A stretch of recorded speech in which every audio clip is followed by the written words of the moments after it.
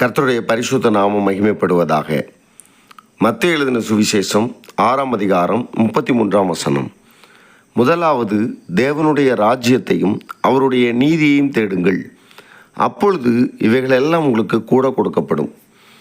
ஆண்டவராகிய இயேசு கிறிஸ்து சொன்ன வார்த்தையிலேயே மிகவும் முக்கியமான வார்த்தை இது. முதலாவது தேவனுடைய ராஜ்யத்தையும் அவருடைய நீதியையும் தேட வேண்டும்.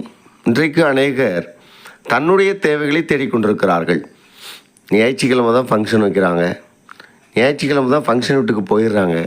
ஒரு சின்ன ஒரு சூழ்நிலை, ஞாயிற்றுக்கிழமை சர்ச்சுக்கு போகக்கூடாத சூழ்நிலை வந்தால் சர்ச்சுக்கு போக மாட்டேங்கிறாங்க.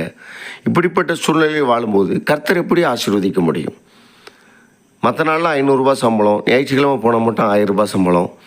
மற்ற நாள் கடையை திறந்தால் 1000 ரூபாய் வருமானம், ஞாயிற்றுக்கிழமை கடையை திறந்தால் 3000 ரூபாய் வருமானம்.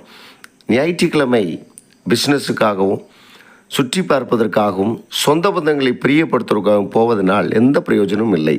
வேத வசனம் சொல்லுகிறது, முதலாவது தேவனுடைய ராஜ்யத்தையும் அவருடைய நீதியையும் தேடுங்கள், அப்பொழுது இவைகள் எல்லாம் உங்களுக்கு கூட கொடுக்கப்படும். எல்லா நன்மைகள், ஆசீர்வாதங்கள், நம்முடைய தேவைகள் சந்திக்கப்படும். ஆண்டவராகிய கர்த்தர் நம்மை தேற்றுவார், குறைவுகள் நிறைவாகும், எல்லாவற்றையும் கர்த்தர் தருவார்.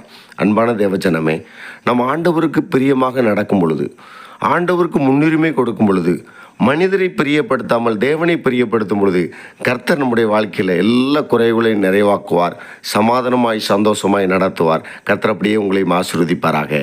ஆமேன்.